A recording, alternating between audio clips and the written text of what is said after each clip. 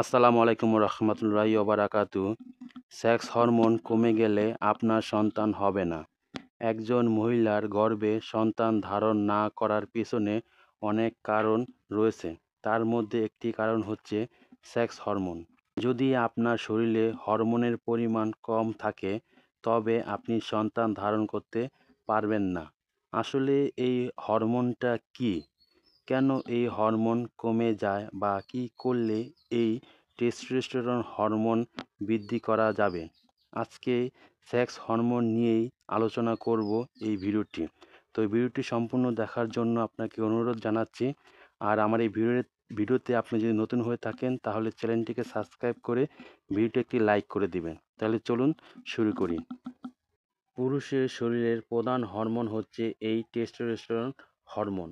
বয়স 30 বছর হলেই বা 30 বছর পার হলে আপনার শরীরের এই হরমোনটা আস্তে আস্তে কমতে থাকে।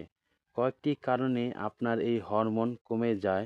তার মধ্যে উল্লেখযোগ্য বিশেষ কারণ হচ্ছে গিয়ে সময় মতো যদি না ঘুমান, মানসিক চাপ, অতিরিক্ত শরীর মোটা হয়ে গেলে, অতিরিক্ত পরিমাণ ধূমপান করলে।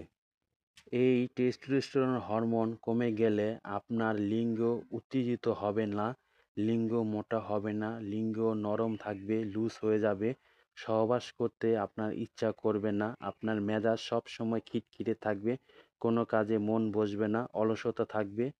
সন্তান উৎপাদনের জন্য যৌন মিলনের ক্ষেত্রে টেস্টোস্টেরন বড় ধরনের ভূমিকা পালন করে, কারণ এই হরমোন আপনাকে সঙ্গীর সঙ্গে মিলিত হওয়ার ব্যাপারে আপনাকে সক্রিয় ও উৎসাহিত করে তোলে। এবার আসা যাক জরায়ুর মুখের সমস্যা নিয়ে কিছু কথা বলবো। এখন জরায়ুর মুখের সমস্যা নিয়ে কিছু কথা বলবো।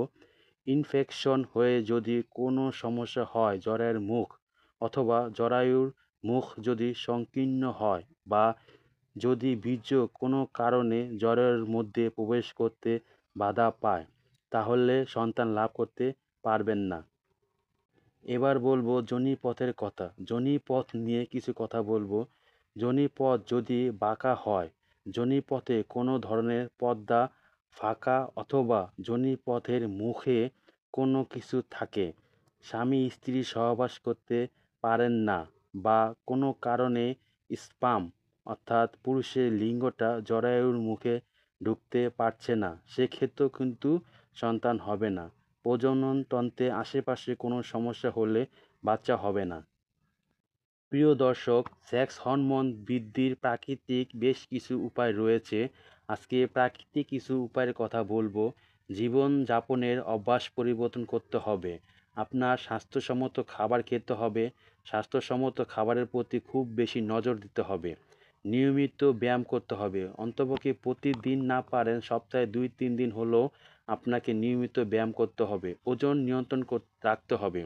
শরীরের ওজন অবশ্যই কমাতে হবে, প্রয়োজনে ডাক্তার দেখিয়ে ব্যবস্থা নিতে হবে। অতিরিক্ত পরিমাণ অ্যালকোহল পান বা মাদক থেকে দূরে থাকতে হবে।